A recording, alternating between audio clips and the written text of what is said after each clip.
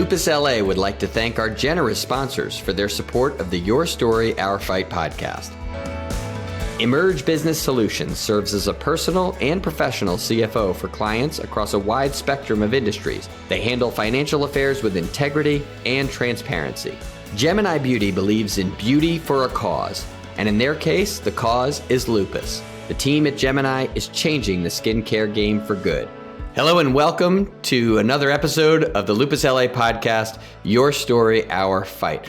I'm your host, Adam Selkowitz. As always, thank you very much to our sponsors. This is a big show. This is our second season finale. It's our 50th episode, and I am really inspired by what we've accomplished in the last 2 years, and super excited to bring you today's guest because we've saved him as our season finale because I think he's incredibly dynamic and inspirational, and I'm excited to introduce you to him. His name is Emmitt Henderson III, and he definitely wins the award for most lupus memorabilia behind him. I think that is one of the best setups I've seen for sure. We're going to get a little more Lupus LA orange in the background. That's going to be my mission.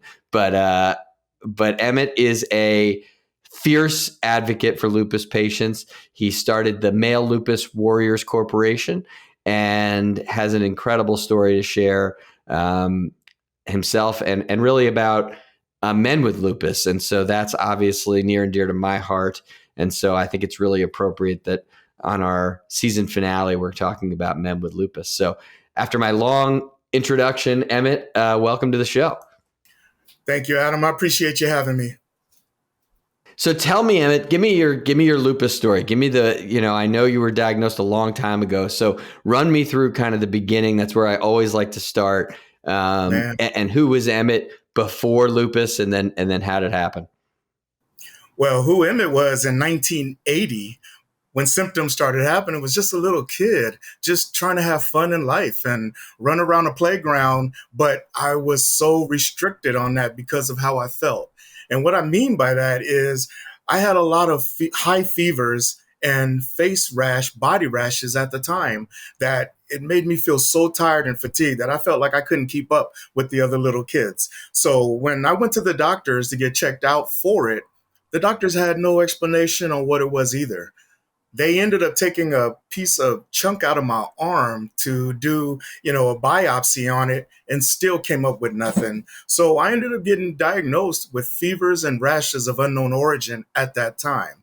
So my parents knew that it was something that was slowing me down, but wasn't something that kept me down. So we kept on going as best we can to deal with it at the time.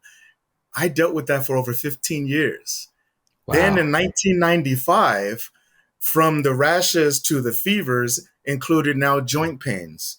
And Adam, these joint pains were so bad to where I literally thought something was broken when I first encountered it in my wrist.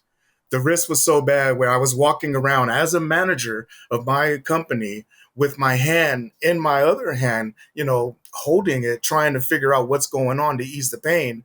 But then I finally went to the emergency room, and with the symptoms that I complained about in regards to joint pains, not able to move, the only thing that they did was x-rays. Unfortunately, the x-rays on their end showed nothing wrong. So I got dismissed saying, go home, take some painkillers, we'll prescribe you some Tylenol and throw some heat or ice pack on it. So that was it. Then maybe not even a couple weeks later, the same thing with the shoulder. I couldn't move my shoulder, hard to move. I went in again. Unfortunately, I got dismissed again.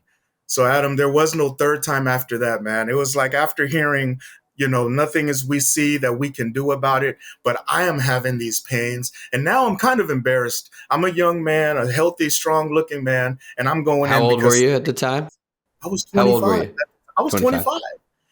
And to me, that's kind of embarrassing because it's like I'm telling them something's wrong, but they're telling me nothing's wrong. So I stopped going. And I dealt with that for another 2 years. 2 years of going through the joint pains where the pain shifted now to my lower back. From that point, I was like, okay, they got to find something wrong. There's no joint back there. What is wrong now? And The protocol for them now is that let's draw blood to see what's going on. When they drew blood, that changed everything. That made a big difference. I walked into urgent care one day from work.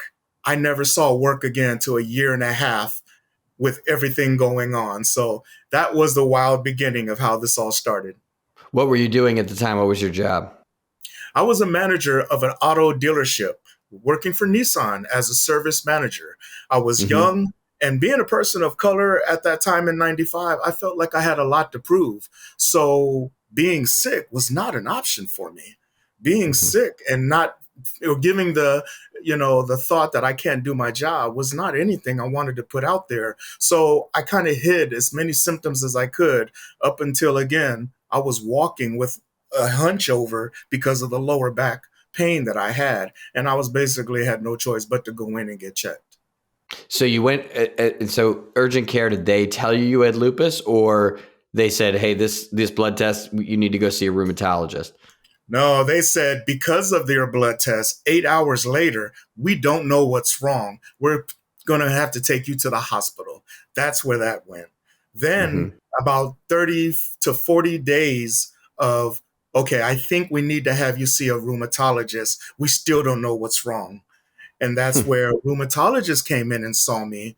And the words that I heard from that point were something I never expected, that I have a disease that was rare for my age, my ethnicity, and my gender. And at that point, I still didn't know what she was talking about.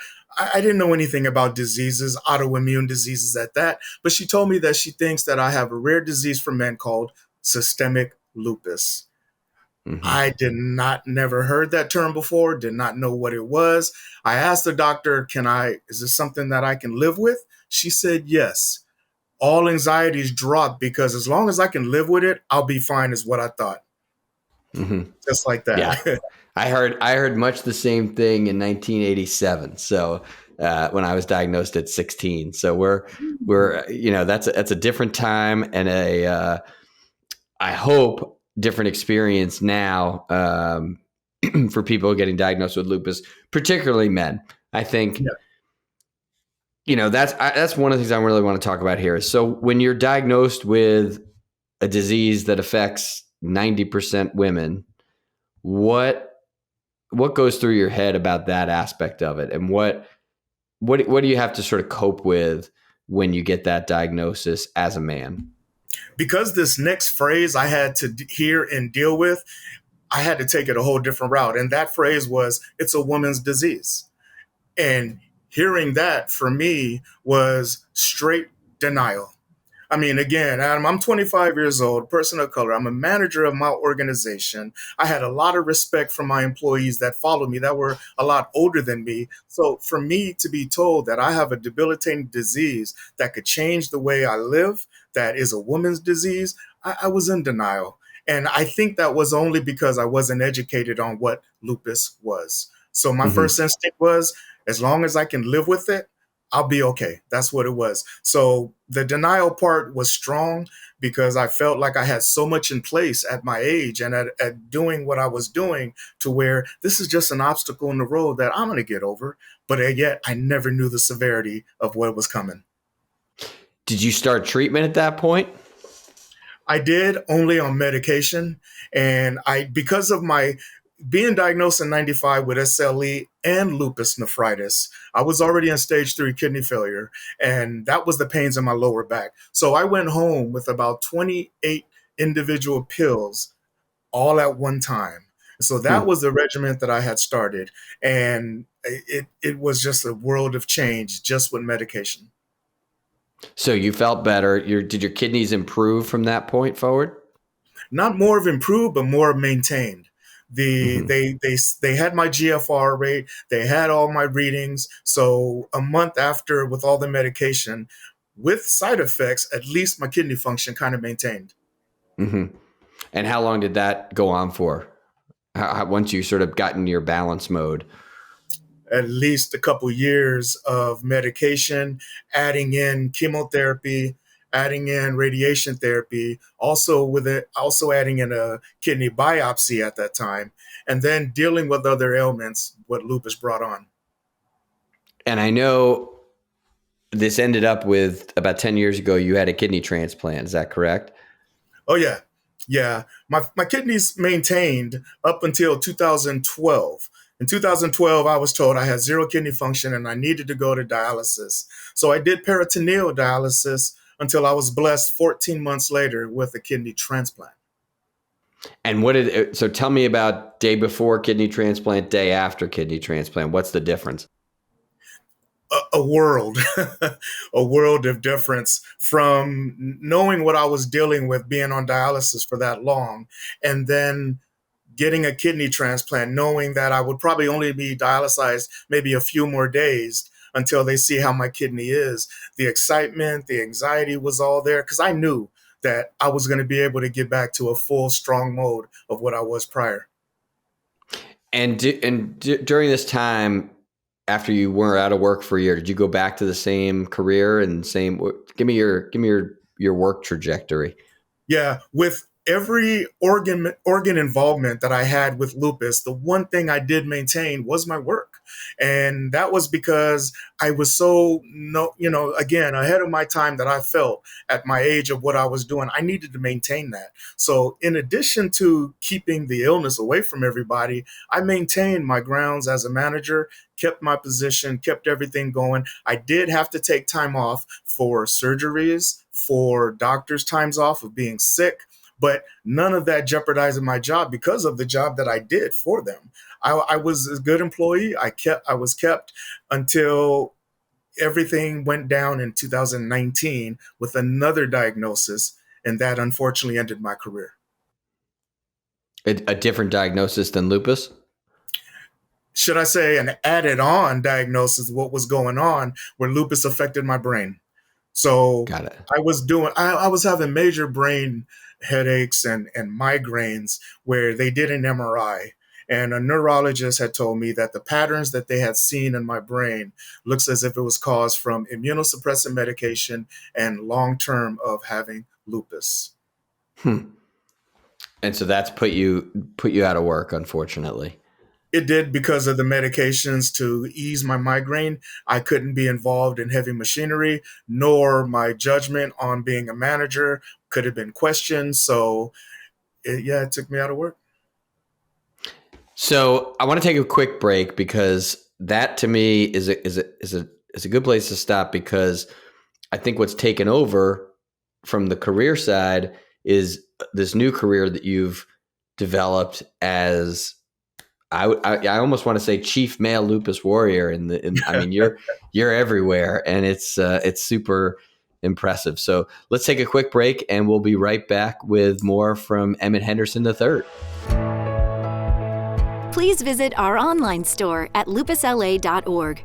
By purchasing Lupus LA products, you are directly supporting lupus patients and their families. For more information, visit lupusla.org.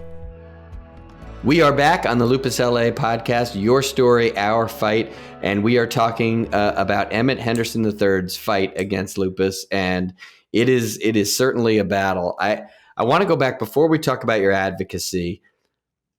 Do you think because you're a man with lupus that affected you in any way in terms of who you told about your lupus and before you became an advocate, did that weigh on you?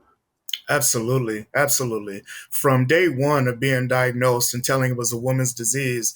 And again, the statue that I had at that time for myself, it didn't match. I was doing everything that a man should be doing. I own my own property at a young age. I'm raising my own kids. I have my own vehicle, and I'm a manager of my company making really good money at that time in 1995. So to be told that I now will be slowed down in my career, slowed down in everything I do because of this debilitating disease, I had a fight. But also I knew that this fight wouldn't be understood by anybody else. If somebody was to ask me, so what did the doctor say? I didn't know what lupus was, so I didn't know how to explain it. And I sure wasn't going to say it was a woman's disease, I was told. So I played it down as best as I could. It only came to my parents and my sister to start, and then my brothers, to where this is actually what they're saying. And keep in mind that in the mid 90s, 95, Google wasn't around for me to, do the research on, nor was it I could tell my parents, just Google it and you'll see all about it. It couldn't, nor did it come from me because I wasn't educated on it either. So it was tough, man. It was very tough. And then going to work, whatever I had to miss work for is what I had told them what the problem was. Oh, so Emmitt, what's wrong today? Oh, they had to look at joint pains that I was having in my wrist. Oh, what's going on today? Well, my liver numbers were elevated. So it was never the cause lupus. Right. It was just the organ that was involved. Okay, so tell me about the change, about the transition from quiet lupus warrior to very loud lupus warrior. Well, again, in 2019, when I was told that my career ended, that was really hard for me. And because, again, I maintained so long, and now you're telling me that I fought this disease for so long to where now this same disease is taking me out of what I love to do. And that was maintain as a manager and having good work ethics. And so when that happened, Adam, I had to realize, okay, I need to keep myself busy. For one, that's the person I am. Two, I need to get back at this illness that's debilitated me for so long. And the way I'm going to do that is I'm going to speak about it. And I am going to encourage people that with lupus, you can still thrive and move on. I just had no idea the impact I was going to make as a male lupus warrior. When I knew that men was rare in having this, it's rare in men to have this disease, I also found out that it's also rare for men speaking up on this disease. So when I decided to join the communities of lupus and autoimmune diseases, it was full of women advocating, full of women organizations, because that's what the majority of the statistics are with these illnesses. And so I decided to be a voice. And when I did, again, I just didn't realize the impact I was going to have. So tell me a little bit about that impact. Give me the statistics for Male Lupus Warriors Corp. Since I've been, highly involved in advocating, I've spoken in countries around the world. I've traveled to states all over the United States speaking, and outside the country speaking, in regards to not just lupus, but men with lupus and men's mental health. I've been on a lot of platforms, from men's health to transplant platforms, lupus platforms, mental health platforms, survival platforms, just unique stories. I've been involved with all of it. And I'm continuing it because I'm making a difference in individuals. And that is my main goal, to make the difference in individuals, letting know that there's hope and that they're not alone in this fight with anything that you're going through. Amazing. It's funny, when we were diagnosed, if there was somebody like you or even like me with this podcast, it would have been a whole different experience. So tell me give me an example of an impact that you've made with an individual person. Well, you said it right there. First of all, I wish in the 90s and 2000s, there was organizations out there that I could turn to and say, hey, brother, how is it going through this, going through that? And there isn't. There wasn't, should I say. Fast forward today, there's organizations like ours now that can make that impact on somebody's life. And a good example is one that I made on another young man. This young man has lupus as well, and he praises me for speaking out on it, because all he was doing at this time is listening. Now he is speaking up because he felt that I had given him that voice, that if I can do it and been through all of the, ailments that I've been through with my lupus and still standing strong today and advocating and speaking up, that he can do it too. And to me right there, that's my paycheck right there, instead of my work ethic now. That is my goal. That is what God's gift to me that I was able to pass on, that came back to me again. tell me how that makes you feel, like how that really, that you've turned this mountain into something you conquered. Adam, it's the best feeling in the world. I mean, it made everything that I had been through prior to advocating worth it. All the pain, all the hospital stays, all the surgeries, all of we don't know what's going to happen, all of those, it's all worth it now, knowing that I am still here today and I'm able to pass this on. One of the biggest affirmations that I say to myself and I created is I turn my pain into power. And that's exactly what I mean by it. Through everything that I've been through, I was actually given the power of hope to a lot of people. Terrific. What are some of the services that I know you provide to your followers and your and what are some of the collaborations you have? Wow, collaborations are off the chart. I have a lot of lupus organizations that I've done work with, and whether it's podcasts, whether it's social media live events, whether it's appearing at their events, it's just so many to name. A lot of sponsorships that I have from autoimmune organizations. I'm involved with a few organizations where I am a board member. I also host their support group meetings. I'm just so involved. For instance, this weekend, I'm a board member of the Gamma Pi Rho Lupus Sister Sororities, where I'll be traveling to Las Vegas to participate in the Lupus Walk there. I've done Lupus Walk in Atlanta. I've traveled to a lot of different places just being involved with everything. And again, that is the representation from a male-based organization where the majority are women. Tell me a little bit about the support groups, because I know Lupus LA is working to help promote some of your support groups as well. And tell me what a male support group feels like for those men out there who have lupus who haven't yet gone to one. It feels inviting. Definitely inviting, because of the fact that when we get together as my partner and I, which his name is Dion Langley, we created a outside group called the Lupus Dream Team. Two males from two different coasts that are talking about lupus and advocating, where we put together a male only support group that I haven't seen anyone else do, or again, wasn't there when I was looking for it. So, and what we offer in this group, first of all, is a safe space with no judgment at all. Anybody with lupus that feels that they want to be heard, or if they just want to listen, they can come and join us. It got to a point where we definitely started off with a lot of listeners. People just wanted to have an ear, and we were that ear, and we were speaking so they can hear us as well. Now we fast forward to few meetings in, these guys are being so vocal to where it is definitely not a support group where we're talking about our lows, but we're talking about our wins. We're talking about how we are thriving just because we were told we have this illness called lupus and what we're doing today. And this win could be as simple as maintaining a full-time job. It could be as maintaining and raising a family. It could be some of these things that put doubt that you may heard of just because you have lupus. So it's one of my biggest priorities to have and deal with every single month.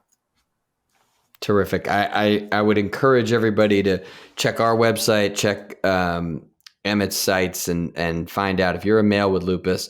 It's really worth exploring. And I think we are a small group, but a mighty group. And I think that's really valuable. Now I know you are your health again. You're struggling a little bit with the kidney issues. Tell us a little bit about that.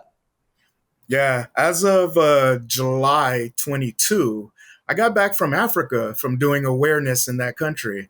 And on my hike up to Mount Kilimanjaro, I developed pulmonary edema in my lungs. And so that kind of had to cancel that complete trip up the mountain. But when I got back to the States, assuming I was just in lung failure, unfortunately, I was also in kidney failure for the second time. And so I am now doing home hemodialysis. And that is what my option is right now. I am at home performing that 5 days a week, 5 hours a day. But, my transplant is coming. I am on the transplant list. I am very hopeful it's coming. It came to me in 2013. It'll come to me again soon. But best thing I can do is maintain what I'm doing, keep my hope going, and stay strong. And that's exactly what I'm doing today. Well, we are all behind you 100%. And I think we chose this episode as our last for the season this year because I knew this was going to be a powerful example of what you can accomplish by sharing your story, by being a part of the solution, by putting your illness on display. And I admire you for that. I send you all of our best wishes to get a kidney quickly and get you back on track, or back off dialysis, I should say. But Emmitt, you are the true ideal male advocate and advocate in general for lupus patients. And I want to thank you for all your hard work and for joining the podcast today. I really appreciate you, Adam, and thank you for having me. On behalf of the entire team at Lupus LA, we thank you for joining the Your Story, Our Fight podcast. Please tune in, spread the word, and come back for more inspiring lupus stories. I'm your host, Adam Selkowitz, wishing you good health, and to always remember, your story is our fight.